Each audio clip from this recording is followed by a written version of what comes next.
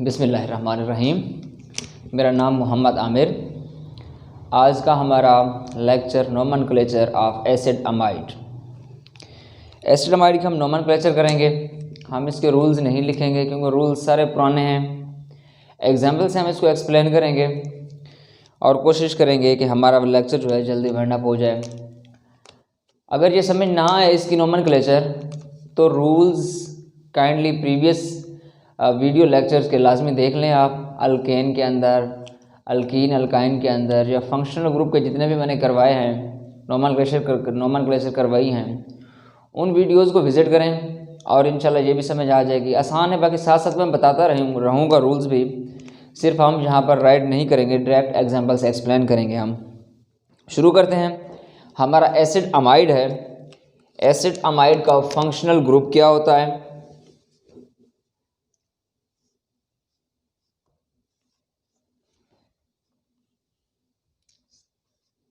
C+O NH2, ऐसे भी लिखते हैं इसको CONH2। ये एसिड अमाइड का फंक्शनल ग्रुप है। इसके लिए हम सफिक्स कौन सा यूज़ करते हैं? जैसे अल्कोहल के लिए ओल यूज़ करते थे, कार्बोक्सिलिक एसिड के लिए उइक एसिड यूज़ करते थे, तो इसी तरह एसिड अमाइड के लिए हम जो सफिक्स यूज़ करेंगे वो होगा अमाइड। ये हमारा सफिक्स होगा। एग्जाम्पल लिखते हैं। एग्जाम्पल में हमारा सबसे पहला काम नंबरिंग होती थी। नंबरिंग वहाँ से करेंगे जहाँ से फंक्शनल ग्रुप करीब होगा। फंक्शनल ग्रुप वाली साइड से हम नंबरिंग करेंगे। एग्जाम्पल से एक्सप्लेन करते हैं इसको। CH3 C+O NH2, ये कार्बन नंबर 1, ये carbon number 2। 2 carbon containing hydrocarbon ethane, उसको हम बोलते हैं इथेन। इसका ई ख़त्म करके आगे लगाएंगे एसिड अमाइड का सफिक्स अमाइड। इथेन अमाइड इसका नाम है। इसी तरह सिंगल कार्बन कंटेनिंग को हाइड्रोकार्बन को हम मीथेन बोलते हैं, तो मीथेन से इसका नाम मीथेन, इसका ई ख़त्म करके आगे अमाइड, ये इसका नाम है मीथेन अमाइड। आगे मूव करते हैं।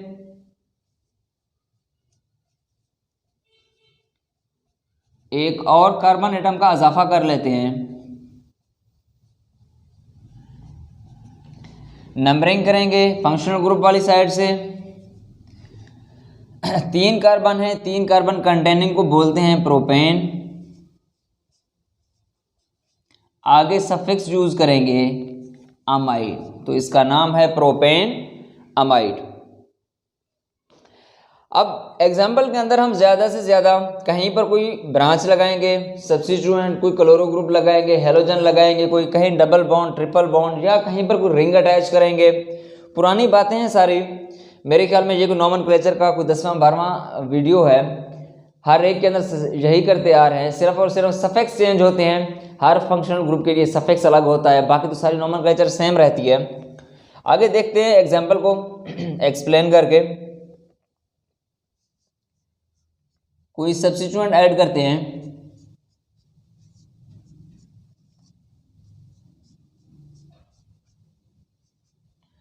चलें यहाँ पर लगा देते हैं हम मिथाइल ग्रुप।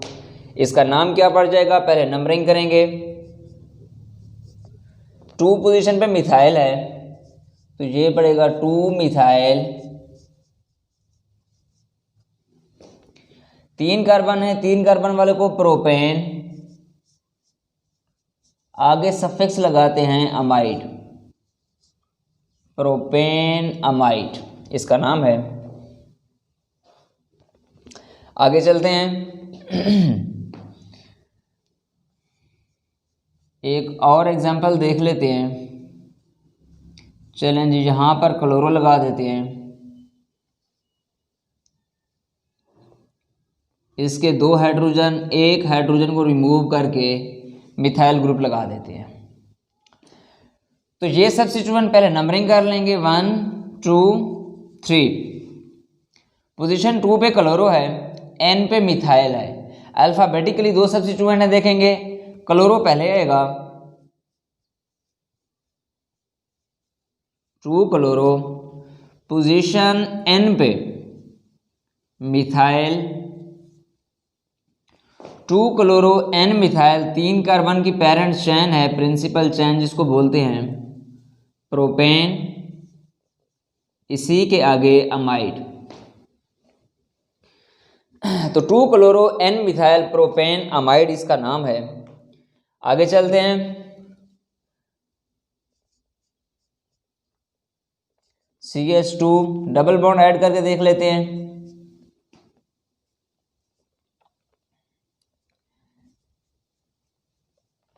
चलें जी, यहाँ पर मीथेन लगा देते हैं, यहाँ पर ब्रोमीन भी लगा देते हैं,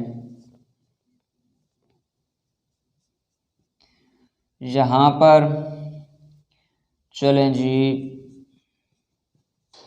इथाइल ग्रुप लगा देते हैं, और यहाँ पर इसका एक हाइड्रोजन। नंबरिंग करेंगे उस साइड से जहाँ से फंक्शनल ग्रुप होगा, ये 4। अब पोजीशन 2 पे ब्रोमो है, N पे इथाइल है, ये E से स्टार्ट होगा, ये B से स्टार्ट होगा, ये M से स्टार्ट होगा। अल्फ़ाबेटिकली ये पहले आएगा। पोजीशन 2 पे ब्रोमो, पोजीशन N पे इथाइल, पोजीशन 2 पे मिथाइल। टोटल 4 कार्बन, 4 कार्बन वाले को ब्यूट। चूंकि डबल बॉन्ड है पोजीशन 3 पे, डबल बॉन्ड की पोजीशन मेंशन करेंगे 3 इन, आगे 1 अमाइड या सिंपल अमाइड, ये इसका नाम है। 2 ब्रोमो, N पे इथाइल, अल्फ़ाबेटिकल E पहले, M बाद में। 2 bromo N ethyl, 2 methyl, but, 3 पे डबल बॉन्ड, इन, आगे अमाइड फंक्शनल ग्रुप है तो अमाइड आ गया। आगे देखते हैं। बॉन्ड लाइन नोटेशन यूज कर लेते हैं।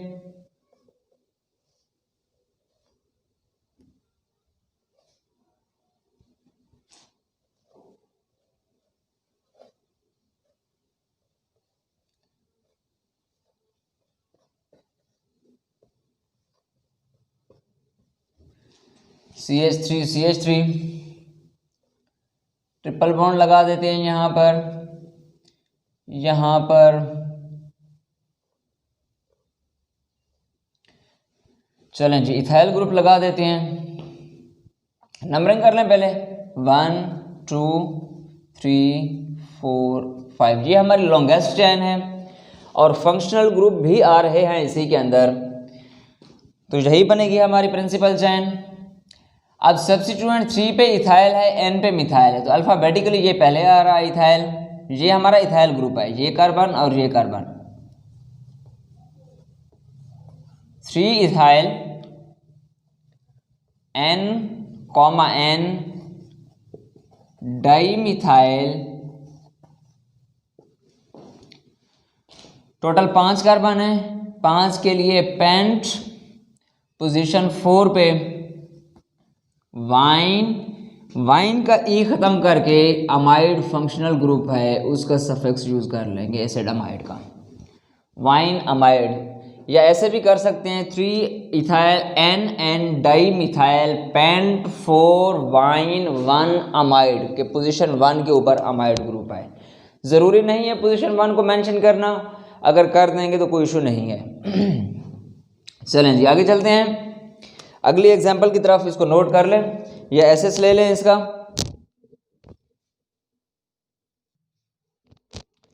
अगली एग्जाम्पल्स को एक्सप्लेन करते हैं ज़रा।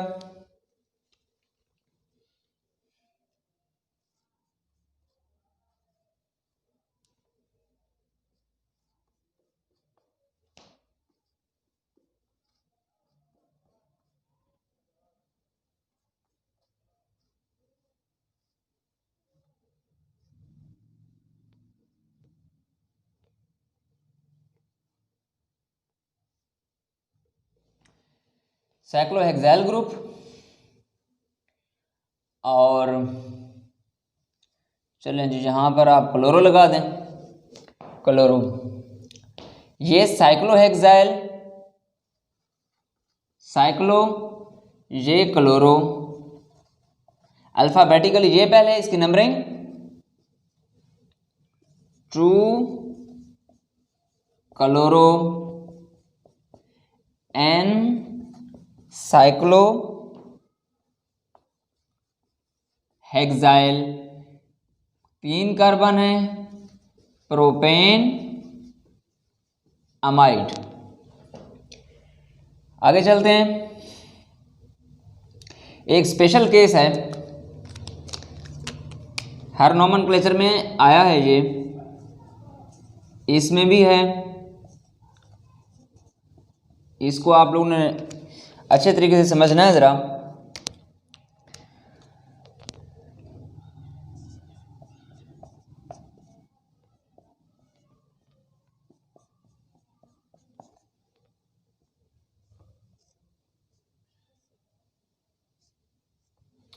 चलें जी, पहले नंबरिंग कर लेंगे 1 2। इसी तरह के एक और एग्जांपल लिखते हैं।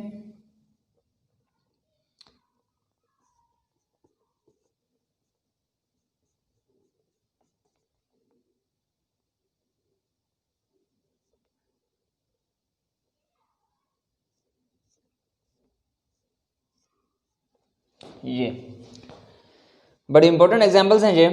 इसका नाम बनेगा 2 साइक्लो हेक्साइल, 2 कार्बन है, उसके लिए इथेन, आगे सफिक्स अमाइड। इसको देखें जरा। अब यहां पर जो रिंग है वो डायरेक्ट कार्बन एटम के साथ जुड़ा हुआ है। ये जो रिंग है ये कार्बन एटम के साथ नहीं जुड़ा हुआ, बल्कि कार्बन के साथ जो कार्बन एटम है उसके जरिए जुड़ा हुआ है। अगर ऐसा केस आ जाए कि जब रिंग डायरेक्टली फंक्शनल ग्रुप के कार्बन से अटैच हो तो क्या करना है, फिर आपने इसको लिखना है 6 कार्बन है, साइक्लो हेक्सेन कार्बोक्सामाइड। जैसे एल्डिहाइड के केस में करते थे कि एल्डिहाइड का अगर कार्बन काउंट हो रहा है तो Al सफिक्स यूज होता था, अगर नहीं हो रहा तो हम कार्ब एल्डिहाइड यूज करते थे। कार्बोक्सिलिक एसिड में फंक्शनल ग्रुप का कार्बन काउंट हो रहा है तो वीक एसिड, अगर काउंट नहीं हो रहा, प्रिंसिपल चेन के बाहर जा रहा है, तो उसके लिए हम कार्बोक्सिलिक एसिड यूज करते थे। सेम इसी तरह एसिडमाइड का भी कुछ ऐसा ही सीन है कि अगर फंक्शनल ग्रुप का कार्बन काउंट हो रहा है तो अमाइड यूज करना है, काउंट नहीं हो रहा तो कार्बोक्सामाइड यूज करना है। हो गया हुआ तो एज इट इज आ जाएगा, नहीं हो रहा तो उसके लिए हम कार्बोक्सामाइड यूज करेंगे वर्ड। चलें एक और एग्जांपल देखते हैं।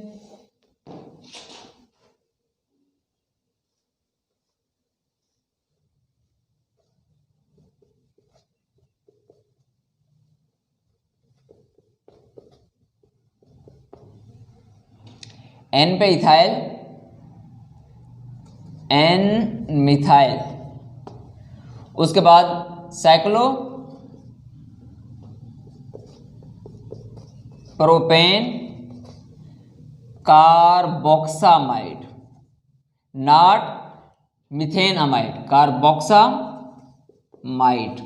जैसे हमने एक कार्बन वाले को उस टाइम मिथेन अमाइड कहा था, इस केस में ये एन मिथाइल साइक्लोप्रोपेन मिथाइन अमाइड नहीं कहेंगे, बल्कि कहेंगे कार्बोक्सामाइड, डायरेक्ट काउंट करके कार्बोक्सामाइड। चलें जी और एग्जांपल ले लेते हैं एक।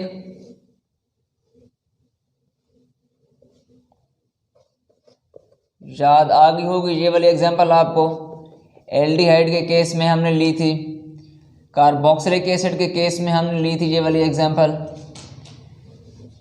कहाँ से करें नंबरिंग, जहां से मर्जी कर ले नंबरिंग। एक functional group out of principal chain जा रहा है, 2 इंक्लूड हो रहे हैं, 1 2 3 4 5, ये 5 मतलब ये टर्मिनल फंक्शनल ग्रुप लॉन्गेस्ट चैन के साथ इंक्लूड हो रहे हैं। सेंटर वाला जो फंक्शनल ग्रुप है वो काउंट नहीं हो रहा। तो ऐसे केस में हम क्या करते थे कि हम तीनों को लीव कर देते थे, या तो सब के सब काउंट हो प्रिंसिपल चैन के अंदर, अगर सारे काउंट नहीं हो रहे तो सबको लीव कर दें। फिर उसके लिए हम वर्ड यूज़ करते हैं, जब हम फंक्शनल ग्रुप के कार्बन को छोड़ देते हैं तो कौन सा वर्ड यूज़ करते हैं, कार्बोक्सामाइड। तो उसके लिए भी हम कार्बोक्सामाइड यूज़ कर लेंगे। नंबरिंग कर लेते हैं 1 2 3। ये बातें मैंने बड़ी डिटेल से समझाई हुई हैं एल्डिहाइड के केस में, कार्बोक्सिलिक एसिड के केस में। तो पोजीशन 1 2 और 3 टोटल 3 कार्बन है, 3 के लिए वर्ड यूज होगा propane. Position 1 2 3 try carboxamide, carboxamide ये इसका नाम है, प्रोपेन 1 2 3 ट्राई कार्बोक्सामाइड। चलें जी और एग्जांपल देख लेते हैं कोई एक दो। बस ये दोनों स्पेशल केस है, एक जब रिंग के साथ और या प्रिंसिपल चैन के साथ अगर सारे के सारे फंक्शनल ग्रुप काउंट हो रहे हैं या नहीं हो रहे। दूसरा कार्बन अगर डायरेक्ट रिंग के साथ अटैच है तो क्या नाम रखना है, कार्बोक्सामाइड। अगर डायरेक्ट रिंग के साथ अटैच नहीं है तो क्या नाम रखना है, अमाइड नाम रखना है। और बाकी एग्जाम्पल्स दिए हैं, एक अधिक एग्जाम्पल देकर हम लेक्चर वाइंड अप करते हैं।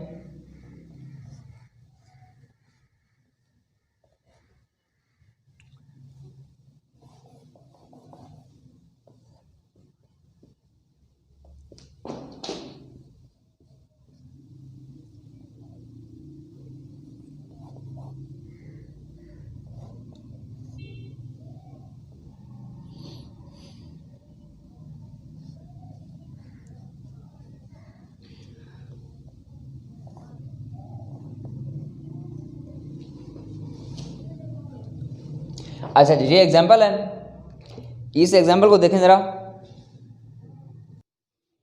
क्या करना है इस एग्जाम्पल में, चलें जी फंक्शनल ग्रुप लगा देते हैं, क्लोरो, चलें जी ब्रोमो भी लग गया, डबल बॉन्ड भी आ गया, CH2। नंबरिंग करेंगे 1 2 3 4 और 5, 5 कार्बन है। N पे मिथाइल, N पे इथीन है, इथीन से बनेगा ये इथीन, चूंकि ये सब्स्टिट्यूएंट है तो इथीनाइल, ये मिथाइल, ये क्लोरो, ये ब्रोमो। ये 4 सब्स्टिट्यूएंट लगे हुए हैं। अल्फाबेटिकली चेक करें इनको, CH पहले आएगा, पहले ब्रोमो आएगा पोजीशन 4 पे, 4 ब्रोमो, पोजीशन 3 पे क्लोरो, 3 क्लोरो, पोजीशन N पे इथेनाइल,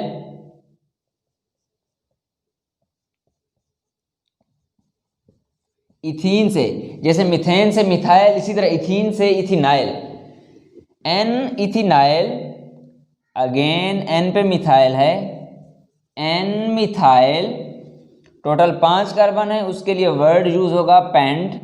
पोजीशन 4 पे डबल बॉन्ड इन, और आगे पोजीशन 1 पे अमाइड, 4 इन अमाइड, ये इसका नाम है।